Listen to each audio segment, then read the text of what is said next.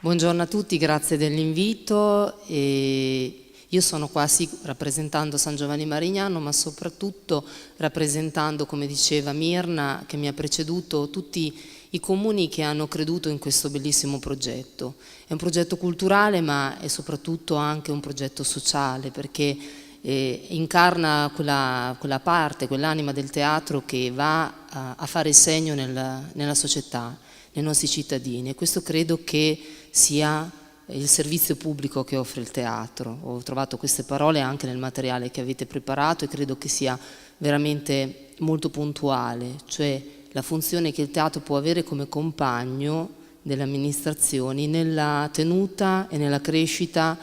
sociale della propria cittadinanza. E solo amministratori che riescono a cogliere questa valenza credo che possano vivere, come oggi noi incarniamo, spero che vi arrivi, la soddisfazione e la responsabilità di aderire a queste partite veramente importanti. Sono sfide sempre aperte, perché il lavoro di rete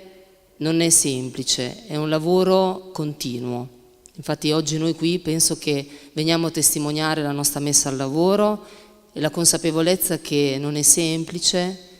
e come la discontinuità a volte anche politica, amministrativa, possa dare purtroppo una discontinuità anche a questi progetti. E si vuole sempre sperare che invece ci sia un livello superiore, appunto culturale, che ci possa accomunare, come diceva Mirna, sulla cultura, sul sociale, quindi qualunque valore politico possa riconoscere un valore estremo e fondamentale a progetti come quelli di rete di cui stiamo parlando oggi, perché se non riusciamo a fare questo abbiamo fallito. Ecco perché persone motivate devono ogni volta rilanciare questo messaggio fondamentale. Abbiamo fatto un percorso insieme, continuerà, quindi dobbiamo anche immaginarci che per noi amministratori, spesso abituati ad avere a che fare con delibere e documentazioni, ci sono incontri e riunioni, penso che sia una parte meravigliosa del nostro ruolo, dove si parla, come sta succedendo nei nostri incontri, con le realtà teatrali che ne fanno parte della rete, di progetti, della parte proprio pulsante delle compagnie teatrali che si confrontano anche tra di loro, quindi non solo amministrazioni che devono dialogare tra di loro, amministratori che occupano del loro tempo a conoscere nel vivo le proposte teatrali, ma anche le compagnie stesse che interagiscono, che si contaminano. Io credo che anche questo sia un altro elemento fondamentale di questo lavoro d'insieme. È un lavoro d'insieme che prevede tanti livelli, quindi abbiamo sicuramente quello burocratico amministrativo che noi incarniamo di più, però credo anche che noi stessi dobbiamo vivere molto di più l'altra parte per renderci conto del patrimonio e quindi, come diceva Mirna, metterlo ad un livello elevato di importanza di investimento, perché poi dobbiamo essere sinceri, le file in comune dei nostri cittadini non sono per chiederci di aderire alla Valle dei Teatri. Capite cosa voglio dire? Un amministratore si trova spesso stimolato, premuto per buche sulle strade, parlavamo proprio io e Mirna venendo insieme, e quindi l'amministratore deve avere una capacità in più ulteriore nell'amare un disegno di città, di paese, di cittadinanza che va al di là di ciò che gli viene chiesto e di ciò, diciamocelo tranquillamente, per cui viene anche votato a volte. Quindi bisogna veramente dimostrare di avere un'anima maggiore, un'etica, ecco, la chiamerei, penso che la parola più giusta sia etica, perché se la politica, e in questo momento purtroppo a volte dimostra di esserne ben lontano, fosse più vicina alla bussola dell'etica, probabilmente molti ordini di priorità cambierebbero, e quindi noi dobbiamo essere i primi a sentire le responsabilità di questo. Ecco perché un investimento oltre alla stagione teatrale, io porto l'esempio anche di San Giovanni Marignano, che ha un piccolo teatro, un gioiello dell'architettura, e oltre a quell'investimento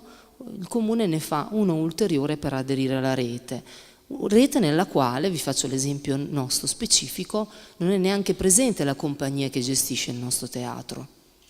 Quindi quando io sono andata anche all'ultimo incontro e ho saputo anche di qualcuno con un cambio amministrativo che si è tirato indietro, ho sofferto veramente tanto, perché ho pensato invece alla nostra testimonianza come comune, che nonostante non avesse la compagnia teatrale all'interno della rete,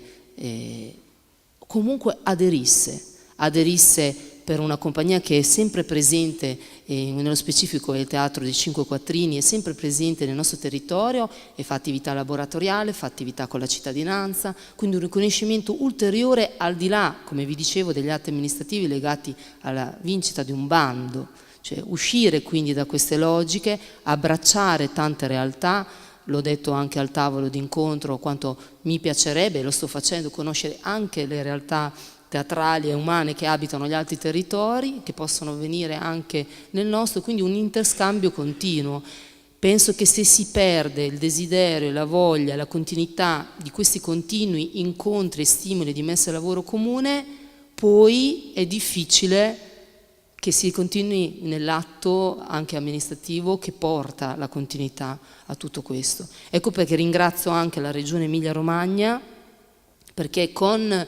lo zoccolo e il sostegno economico che dà a questi tipi di progetti ci stimola e crede insieme a noi a questo tipo di discorso e di lavoro d'insieme. Quindi grazie soprattutto anche alle realtà, perché senza strumenti, cioè gli strumenti amministrativi, gli amministratori da soli, noi spesso lo diciamo su tante partite, non sono nulla. L'elemento principale è chi anima e chi dà vita a tutto questo, quindi non posso che ringraziare chi ogni giorno incarna sul nostro territorio, quindi tutte le realtà teatrali, le associazioni teatrali che animano e danno vita, e ci dobbiamo augurare, dobbiamo impegnarci sempre di più perché questo si espanda. Quindi grazie a tutti e buon proseguimento. Grazie.